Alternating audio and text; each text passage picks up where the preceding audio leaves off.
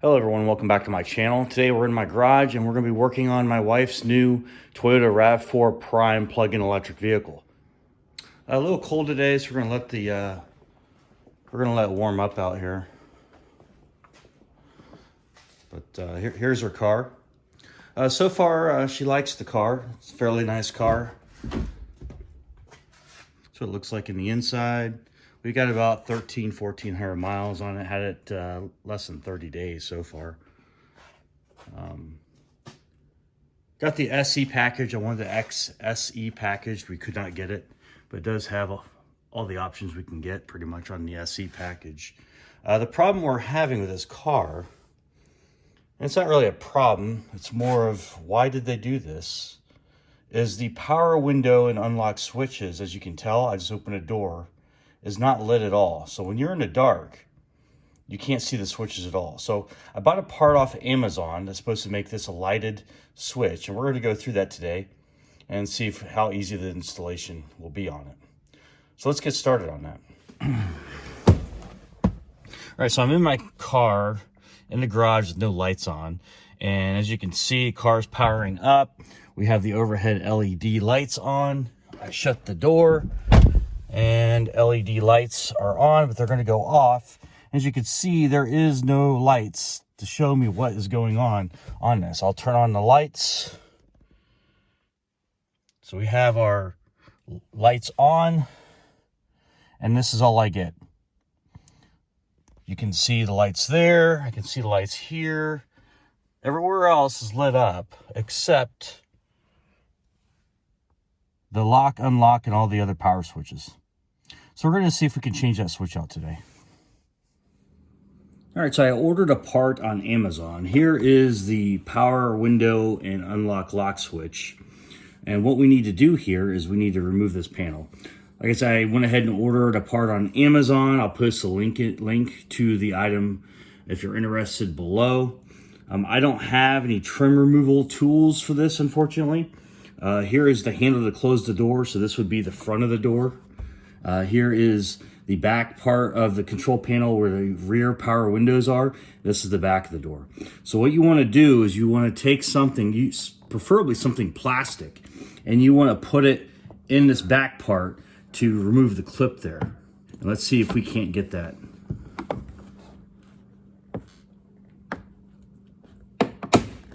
All right, so I went ahead and popped the clip up. Be very careful if you're using a screwdriver like I am. You don't want to break the clip, and you don't want to break this plastic piece here. Like I said, I do not have a trim removal tool. So now what we can do is just pull this up and pull this back. So here is our control panel here. We can flip it over, and we're going to disconnect this right here, this wiring harness. There's a clip there we need to push down and pull out, if you can see that. I'll show you where it is with the screwdriver. There's a clip right here. So you just want to pull that down and pull out at the same time. All right, so what I'm going to do now that we have this out, I'm going to remove 3 screws here. 1, 2, and 3. So we're going to remove these 3 screws.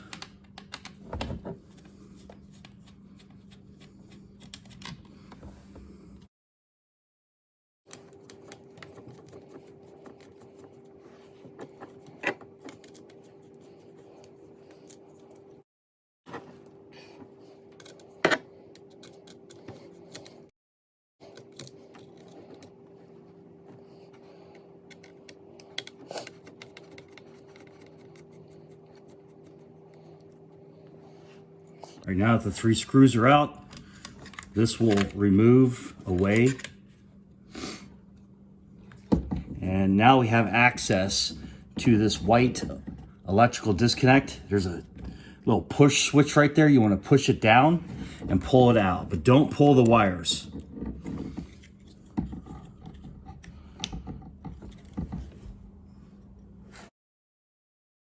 See if I can get a screwdriver in there to hold it while I pull.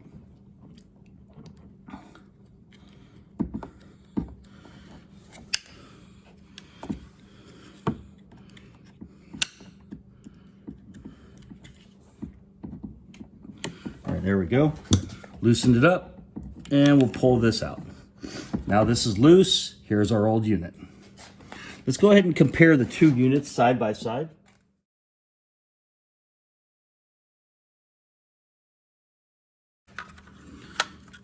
Okay, here are the two units side by side.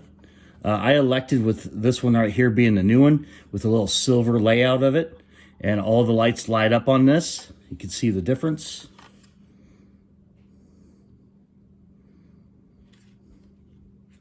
And here are the backs.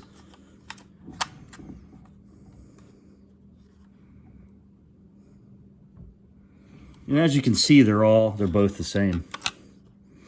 So now all we have to do is reverse this process. Very simple to do. We're just going to flip over this.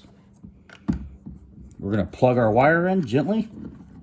Don't pinch the wires until it snaps. Now it snaps.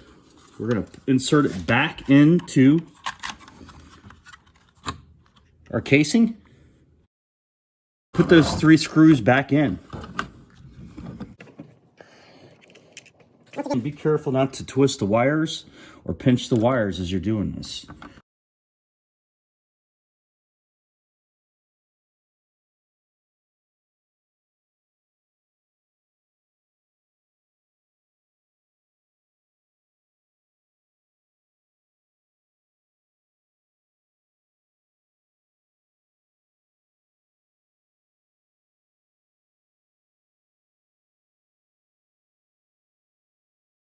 All right, all 3 screws are tightened up. We're going to flip it over. And it looks like it's in place. All right. And before I re-secure it in here, let's go ahead and turn on the lights and let's see if they light up. So as you can see, they're lighting up. Now, the one at the top here, this one right here, I did not decide to replace that one. There is a part number for that. If I can find it, I'll put that in the bottom as well. I don't really care so much about the adjusting the mirrors that being lighted. What I care about more is my wife is struggling to figure out where the window is and the unlock and lock button. So now that it's lit up, she'll be able to find it. So this is what it looks like. Let's go ahead and reinstall this. We'll turn the light off so it stops buzzing. And we're gonna put this back in, the complete reverse process.